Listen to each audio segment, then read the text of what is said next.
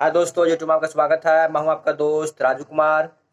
दोस्तों, कल मैं आप लोगों को करवाया था प्लेटो के आदर्श राज के बारे में कि प्लेटो का आदर्श राज का आलोचना समालोचना करें, उनके बारे में करवाया था। दोस्तों, आज मैं करवा रहा हूं आपको मैकियावेली के राज संबंधी धारणाओं का विवेचना करें कि मैकियावेली का क्या धारणा था राज के प्रति। वो राज के बारे में उन्होंने क्या अपने स्टेटमेंट दिए, क्या कथन दिए, उनके बारे में आज जानेंगे हम लोग।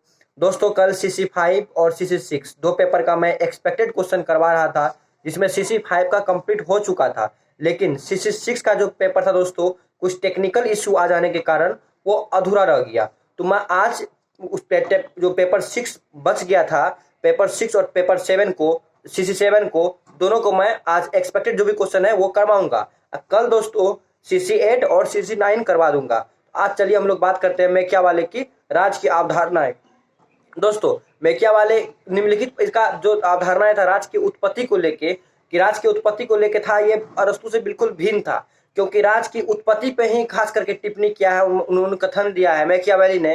क्योंकि राज की उत्पत्ति को लेके अरस्तु का कहना है दोस्तों कि राज की जो उत्पत्ति हुई है वो प्राकृतिक तरीका से हुई है, वो ईश्वर की देन है। मतलब कि एक मानव के द्वारा निर्मित नहीं है, वो प्राकृतिक द्वारा है। मानव के स्वभाव, मानव के व्यक्तित्व, मानव के स्वभाव के अनुकूल ही एक राज का उत्पत्ति हुआ, एक राज का निर्माण हुआ, जबकि वो प्राकृतिक तरीका से। जबकि यहाँ पे मैकियावेली इस कथन को गलत करते हैं। उनका कहना है कि नहीं, बिल्कुल गलत।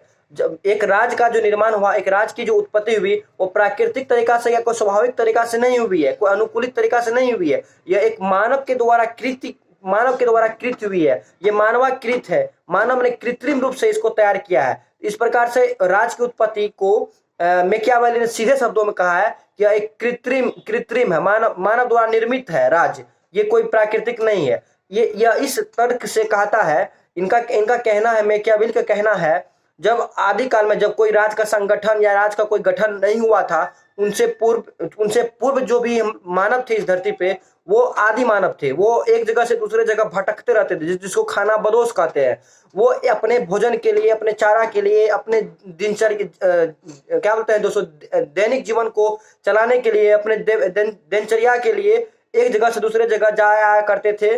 उस टाइम जो भी मतलब कि शिकार करते थे और भी कुछ करके धीरे धीरे खेती करने लगे, वो लोग धीरे धीरे करके अपना जीवन यापन करते थे। तब तक मनुष्य भटकते रहते थे, एक जगह कहीं भी अस्थायी नहीं थे। लेकिन धीरे धीरे जब उनकी व्यक्तिगत कुछ संपत्तियां होने लगी, कृषि करने लगे, और कुछ उसमें आत्म सुरक्षा की बात आने लगी, तो बहुत सारे बात ऐसे उसके सामने में आ गई, जब उन्होंने राज की प्रस्ताव रखी, एक जगह ठहरने की प्रस्ताव रखी, एक संगठन बनाने की प्रस्ताव रखी। इसके बाद जाकर के जब अपना सुरक्षा की बात, संपत्ति की बात, व्यक्तित्व की बात, समाज की बात आने लगा, तब जाकर के सभी ने मिलकर के एक राज का निर्माण किया। तो इस प्रकार से वो प्राकृतिक तरीका से नहीं कह सकते हैं कि राज का निर्माण हुआ। मैकियावेली की भाषा में वो एक कृत्रिम रूप से राज का निर्माण वहां के मानवों के द्वारा किया गया।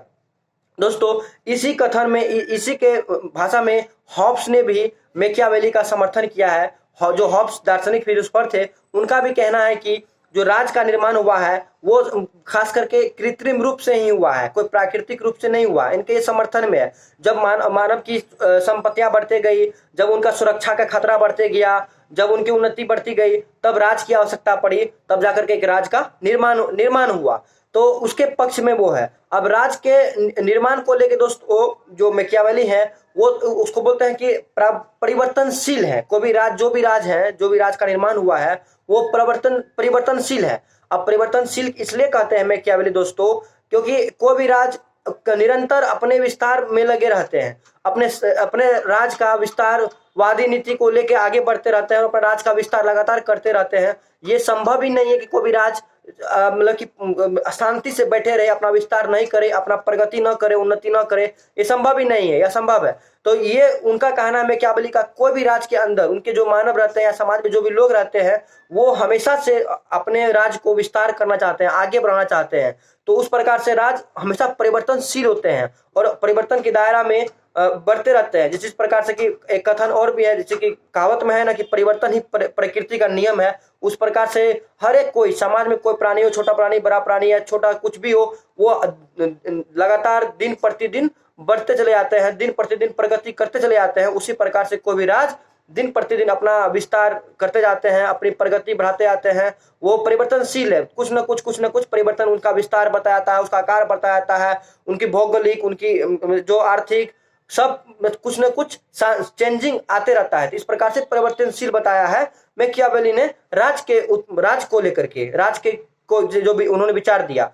अब राज के परिवर्तनशील में भी दोस्तों मैकियावेली ने दो तरह के राज की बात की। तो ये दो तरह कौन सा है दोस्तों? एक तो दोस्तों स्वार्थपूर्ण राज, एक निस्वार्थपूर्ण राज। एक तो सॉरी दोस्तों, स्वार्थपूर्ण निस्वार्थ वो उन लोगों के विचार के लिए बताया कि स्वार्थपूर्ण और निस्वार्थपूर्ण, जहां पे लोगों में स्वार्थ होगी वहां पे राज की उन्नति कम होगी, जहां पे ज्यादा होगी, जहां पे निस्वार्थ होगी वहां पे अधिक होगी। तो ये लोगों के विचार के बारे में बताया कि स्वार्थपूर्ण नहीं निस्वार्थपूर्ण होना चाहिए, तभी जाकर के राज का अच्छे से उन्नति प्रगति हो सकती है। अब इनके कथन में दो राज परिवर्तनशील को लेके इन्होंने दो कथन दिया, एक स्वस्थ राज, एक अस्वस्थ राज, यानी एक हेल्दी नहीं है। तो स्वस्थ राज और अस्वस्थ राज को लेकर उन्होंने क्या मत दिया, क्या विचार दिया, वो भी हम लोग जानते हैं।